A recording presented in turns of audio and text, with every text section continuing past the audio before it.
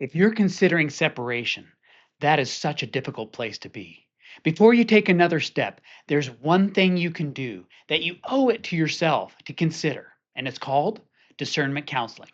If you're thinking, we've already tried couples counseling and it didn't work, this is different. And here's why.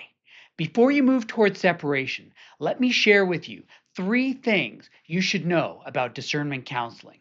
Number one, the fit.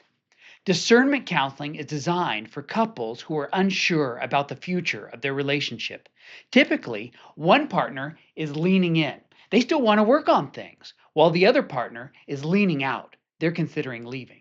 Seldom do you have one person who comes down for coffee and says, "You know what? I was thinking about ending our relationship." And the other person says, "That's amazing. I was thinking the same thing.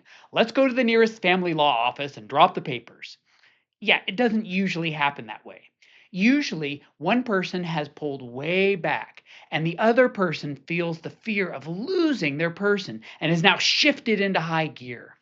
Discernment counseling is designed for couples with two different agendas. In contrast, couples therapy is for when both of you want to work on the relationship. Number two, the goal. The goal of discernment counseling isn't to fix your relationship or help you feel closer right away. It's about gaining clarity, figuring out whether you want to work on your marriage or part ways. We also take time to reflect on how each of you has contributed to where the relationship stands today. In couples therapy, the goal is different. We focus on repairing emotional disconnects, building trust, intimacy, and closeness. But if one partner isn't ready for that, it won't work. Discernment counseling is for finding clarity first.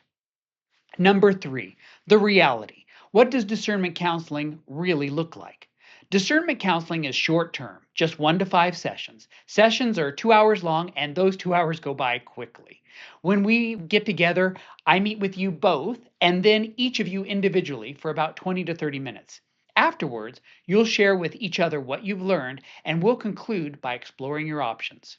Couples therapy, on the other hand, is about long term growth together, and the timeline varies based on your needs.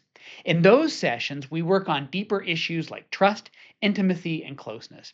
I use an approach called emotionally focused therapy, which is very effective with most couples. But discernment counseling isn't about making changes to rebuild the connection in your relationship, it's about figuring out if you want to try. I want to take a moment to say, I'm sorry you're going through this. Whether you're the one leaning in or leaning out, it's a tough place to be. My hope is that you find a great discernment counselor who can support both of you with fairness and care. Whatever you decide, I'm rooting for you.